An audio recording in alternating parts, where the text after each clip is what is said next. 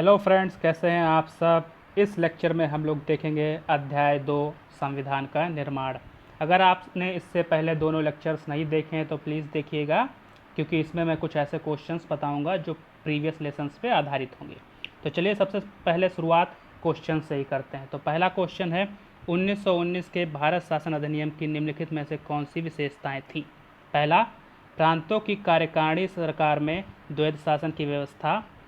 मुसलमानों के लिए पृथक सांप्रदायिक निर्वाचक मंडलों की व्यवस्था। तीसरा, केंद्र द्वारा प्रांतों की विधायनी शक्ति का हस्तांतरण। तो सबसे पहले हम लोग लगाते हैं कि निगलेक्ट करने वाला मेथड, कि कौन से इसमें से ऑप्शन जो है वो हम काट सकते हैं, उसके माध्यम से हल करने का प्रयास करते हैं। तो जानिए, जो बी वाला है, मुसलमानों के लिए पृथक सांप्रदायिक निर्वाचन मंडल की व्यवस्था, ये 1909 के मार्ले मिंटो सुधार के माध्यम से आया था। तो अगर आप दूसरा गलत कर दें तो देखिए कौन से बचते हैं। तो बचता है ए और सी। तो इसमें से केंद्रों द्वारा प्रांतों की विधायी शक्तियों का हस्तांतरण इसी अधिनियम के माध्यम से हुआ था, 1919 के माध्यम से। और पहला तो सही है ही, क्योंकि प्रांतों में द्वैध शासन भारत शासन अधिनियम 1919 के माध्यम से आया था। तो इसलिए इसका आंसर होगा सी। तो इस तरीके से हम एलिमिनेशन मेथड के माध्यम से क्वेश्चंस को सॉल्व कर सकते हैं। चलिए अगला क्वेश्चन देखते हैं। भारत के संविधान में केंद्र व राज्यों के बीच किया गया शक्तियों का विभाजन इनमें से निम्नलिखित में से किन योजनाओं पर आधारित है। तो पहला, मार्ले मिंटो सुधार 1909, यहाँ पे 19 नहीं 1909 होगा। दूसरा, मॉन्टेग्यू चैम्सफोर्ड अधिनियम 1919, भारत सरकार अधिनियम 1935, भारतीय स्वतंत्रता अधिनियम 1947। तो इसका आंसर होगा सी। आप प्रीवियस लेसन देखिएगा, उसमें मैंने बताया है। चलिए अगला क्वेश्चन देखते हैं। भारत के लिए संविधान की रचना हेतु संविधान सभा का विचार निम्नलिखित में से सर्वप्रथम किसने प्रस्तुत किया था। तो ये सीधा फैक्चुअल क्वेश्चन है। इसका आंसर होगा स्वराज पार्टी 1934 में एम.एन. राय के माध्यम से। तो यही से शुरुआत करते हैं लेसन की। तो एम.एन. राय ने 1934 में संविधान सभा के गठन की मांग उठाई थी। फिर 1935 में कांग्रेस के द्वारा संविधान के निर्माण की बात कही गई, और 1938 में जवाहरलाल नेहरू ने कहा कि वयस्क मताधिकार और बाहरी हस्तक्षेप न हो, इस आधार पर संविधान सभा का गठन किया जाए। तो ये जवाहरलाल नेहरू के शब्द थे। फिर ब्रिटिश सरकार द्वारा सैद्धांतिक रूप में इसे स्वीकार किया गया अगस्त प्रस्ताव 1940 के माध्यम से। फिर 1942 में क्रिप्स जो है वो संविधान निर्माण के लिए ब्रिटिश सरकार के एक जो प्रारूप था उसके साथ भारत आए, लेकिन इस प्रारूप को मुस्लिम लीग ने अस्वीकार कर दिया, क्योंकि वो दो संविधान सभाओं की मांग कर रही थी। भारत के लिए अलग संविधान सभा हो और पाकिस्तान के लिए अलग संविधान सभा हो। उसके बाद में क्रिप्स मिशन के बाद में आता है कैबिनेट मिशन 1946 में। इसने दो संविधान सभाओं की मांग को ठुकरा दिया और संविधान सभा के निर्माण के लिए नई योजना प्रस्तुत की, जिसे अंततः मुस्लिम लीग भी मान लेता है। तो अब देखते हैं संविधान सभा का गठन। देखिए, संविधान सभा में कुल सदस्य थे 389, जिसमें से 296 ब्रिटिश भारत से थे और 93 देसी रियासतों से थे। और जो सीटों का बंटवारा हुआ था वो जनसंख्या के आधार पर हुआ था, ये भी याद रखिएगा। और जो सीटें थी ब्रिटिश प्रांत में वो 3 समुदायों के बीच में बांटी गई थी, एक मुस्लिम, एक सिख और एक सामान्य। सामान्य में हिंदू, जैन, बौद्ध ये सब आ जाते थे। और जो निर्वाचन की व्यवस्था की गई थी वो थी अनुपातिक प्रतिनिधित्व प्रणाली, एकल संक्रमणीय मत प्रणाली के आधार पे। तो यहाँ पे प्रत्यक्ष निर्वाचन की प्रणाली नहीं थी, ये आप याद रखिएगा। और जो देसी रियासतों के प्रतिनिधि थे उनका चयन देसी रियासतों के प्रमुख द्वारा किया जाना था, और जो प्रांतीय क्षेत्रों के जो प्रतिनिधि थे उनको प्रांतीय विधानसभाओं के द्वारा चुना जाना था। तो इस तरीके से सदस्यों का चुनाव प्रत्यक्ष नहीं हुआ था, लेकिन इसमें सभी समुदायों के प्रतिनिधि शामिल थे। अब देखते हैं संविधान सभा की कार्यप्रणाली। तो संविधान सभा की पहली बैठक होती है 9 दिसंबर 1946 को, जिसमें मुस्लिम लीग इसका बहिष्कार करती है। और इसके जो अध्यक्ष थे वो थे डॉक्टर सच्चिदानंद सिन्हा। इनको अस्थायी अध्यक्ष के रूप में बनाया गया था। फिर आगे चल के जो संविधान सभा के पूर्णकालिक अध्यक्ष होते हैं वो राजेंद्र प्रसाद होते हैं, और उपाध्यक्ष H.C. मुखर्जी और V.T. कृष्णमाचारी होते हैं। चलिए आगे देखते हैं। अब एक क्वेश्चन करते हैं, ये प्री 2013 में पूछा गया था।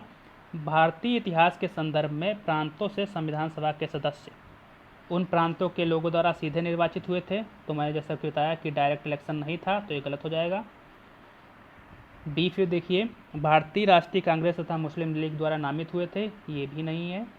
तीसरा, प्रांतीय विधानसभाओं द्वारा निर्वाचित हुए थे, तो ये सही है, इसलिए इसका आंसर होगा सी। चलिए अगला क्वेश्चन देखते हैं। निम्नलिखित में से कौन सा कथन संविधान सभा के विषय में सत्य नहीं है? वह वयस्क मताधिकार पर आधारित नहीं थी, वह प्रत्यक्ष निर्वाचन का परिणाम थी, वह बहुदलीय निकाय थी, उसने अनेक समितियों के माध्यम से कार्य किया। तो अगर आप चौथा और तीसरा देखेंगे तो ये सही है। तो अगर आप चौथा और तीसरा देख लें अगर सही है, तो अगर एलिमिनेशन मेथड लगाएं तो सी और डी तो हो ही नहीं सकते, फिर और बी भी नहीं हो सकता, क्योंकि बी में भी 3 वाला जो है सही वाला आ जाएगा इसमें, और इसमें पूछा गया सत्य नहीं है, तो इसमें इसलिए आंसर इसका हो जाएगा ए। तो आप एलिमिनेशन मेथड से क्वेश्चन कर सकते हैं। अब देखते हैं उद्देश्य प्रस्ताव के बारे में।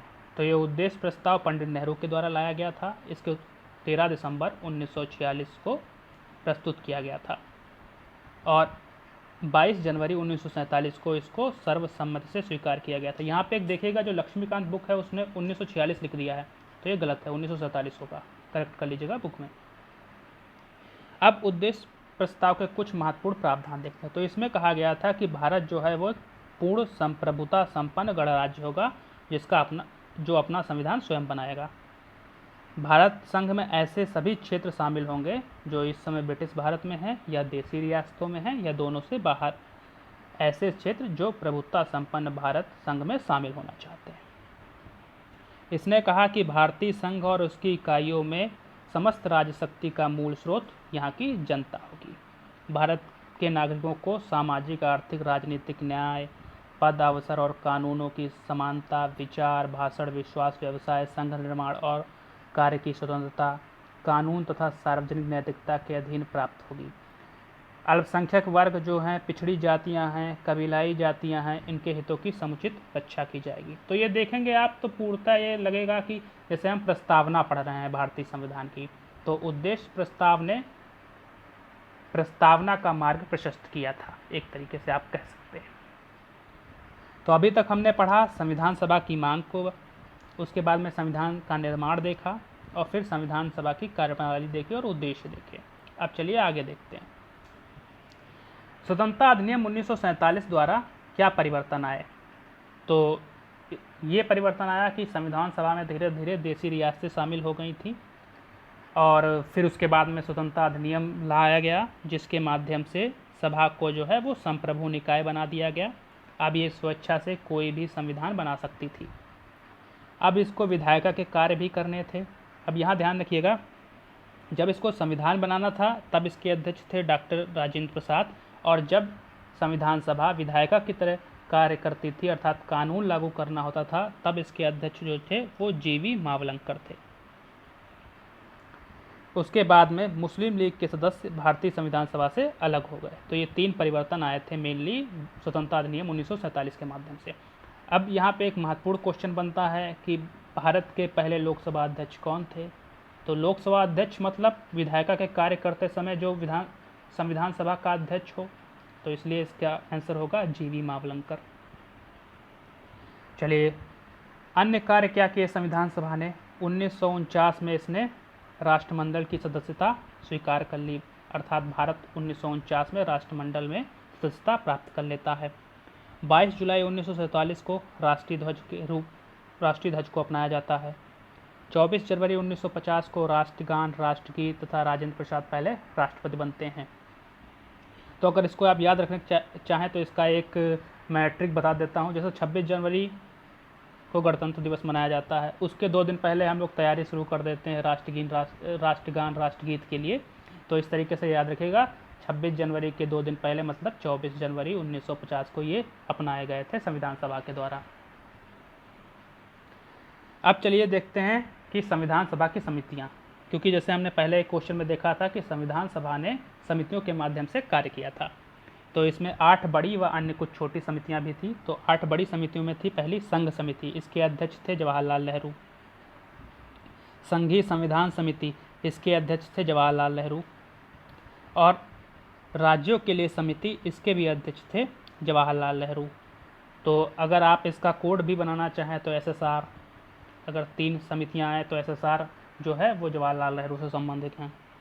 फिर प्रांतीय संविधान समिति के अध्यक्ष थे सरदार पटेल, प्रारूप समिति के अध्यक्ष थे भीमराव अम्बेडकर, प्रक्रिया नियम समिति के अध्यक्ष थे डॉक्टर प्रसाद, संचालन समिति के अध्यक्ष थे डॉक्टर प्रसाद और संचालन समिति के अध्यक्ष डॉक्टर प्रसाद थे। चलिए अब देखते हैं क्वेश्चन, निम्नलिखित में से संविधान सभा की संघ संविधान समिति का अध्यक्ष कौन था। तो ये सीधी सी बात है, अगर आपने SSR कोड याद रखा हो तो संघ संविधान समिति का अध्यक्ष जवाहरलाल नेहरू हो जाएंगे। भारतीय संविधान समिति की प्रारूप समिति का अध्यक्ष कौन था, भीमराव अम्बेडकर जी थे। ये सिंपल सा क्वेश्चन था। प्रारूप समिति ये सबसे महत्वपूर्ण समिति है, 29 अगस्त 1947 को इसका गठन हुआ था। ये नए संविधान के प्रारूप को तैयार करना इसकी जिम्मेदारी थी। तो सभी समितियों के प्रस्ताव पर विचार करने के बाद में जो है संविधान का प्रारूप तैयार किया गया था। ये सब इम्पोर्टेंट नहीं है, इसको पढ़ने की जरूरत नहीं है। देख लेते हैं प्रारूप समिति में सदस्य कौन थे। देखिए अध्यक्ष तो भीमराव अम्बेडकर जी हो गए, सदस्य थे अलाद कृष्ण स्वामी अय्यर, दूसरे सदस्य थे N गोपाला स्वामी अय्यर, अयंगर थे, ये अय्यर नहीं थे, अयंगर थे, KM मुंशी, सैयद मोहम्मद सादुल्ला, BN मित्र। BN मित्र की जगह पे बाद में N माधव राव को शामिल किया गया था। ये अस्वस्थ हो गए थे इसलिए इन्होंने इस्तीफा दे दिया था। उसके बाद थे DP खेतान। DP खेतान की मृत्यु हो जाती है, उसके बाद में TT कृष्णमाचारी जो है वो प्रारूप समिति में शामिल होते हैं। तो ये अच्छे सदस्य पूछा जाए तो ये थे, और बाद में अगर पूछे जाए तो उसमें N माधव राव और TT कृष्णमाचारी आ जाएंगे, क्योंकि BL मित्र इस्तीफा देते हैं स्वास्थ्य कारणों के कारण, और DP खेतान की मृत्यु हो जाती है। देखिए 26 नवंबर को जो संविधान अपनाया गया था उसमें प्रस्तावना थी, 395 अनुच्छेद थे व 8 अनुसूचियां थी। ये सब याद रखने की जरूरत नहीं है। देखिए संविधान के कुछ प्रावधान जो हैं वो 26 नवंबर 1949 को लागू हो जाते हैं, और शेष जो हैं वो 26 जनवरी 1950 को अस्तित्व में आते हैं। अब ये देखिए 26 जनवरी को ही गणतंत्र दिवस क्यों मनाया जाता है, क्योंकि लाहौर अधिवेशन जो दिसंबर 1929 में हुआ था उसमें 26 जनवरी को पूर्ण स्वराज दिवस के रूप में मनाया जाना तय हुआ था, और 1930 में 26 जनवरी को पूर्ण स्वराज दिवस मनाया जाता है, इसीलिए 26 जनवरी की तिथि को चुना गया था। अब देख लेते हैं कुछ आलोचनाएं संविधान सभा की। तो एक आलोचना ये है कि ये संप्रभु निकाय नहीं थी, क्योंकि ये कैबिनेट मिशन के प्रस्ताव के माध्यम से आई थी। लेकिन अगर आप ध्यान दें तो फिर स्वतंत्रता अधिनियम 1947 के बाद में जो है ये संप्रभु निकाय बन जाती है, तो ये आलोचना इसकी वाजिब नहीं है। उसके बाद कहा जाता है प्रतिनिधि निकाय नहीं थे, क्योंकि ये डायरेक्ट इलेक्शन के माध्यम से इसके प्रतिनिधि नहीं चुने गए, अर्थात जनता का प्रतिनिधित्व नहीं करते थे। लेकिन ऐसा भी नहीं है, उस समय के सभी लोकप्रिय नेता और सभी वर्गों के और सभी समूहों के हित रखने वाले नेता इसमें शामिल थे, इसलिए प्रतिनिधि निकाय की आलोचना की ये प्रतिनिधि निकाय नहीं है, ये भी सरासर वाजिब नहीं है। फिर कहा जाता है इसमें कांग्रेस का प्रभुत्व था। तो हाँ, ये सही बात है कि ज़्यादा सदस्य कांग्रेस के थे, लेकिन अन्य जो उस समय की पार्टियां थी उनके सदस्य भी संविधान सभा में शामिल थे। इसमें कहा जाता है कि जो संविधान सभा थी उसमें वकीलों और राजनीतिज्ञों का प्रभुत्व था। देखिए ये आलोचना सरासर गलत है, क्योंकि संविधान निर्माण या कानून निर्माण एक विशेषज्ञता की मांग करता है और ये एक जटिल प्रक्रिया है, इसलिए इसमें कुछ वकील और ऐसे राजनेता शामिल थे। लेकिन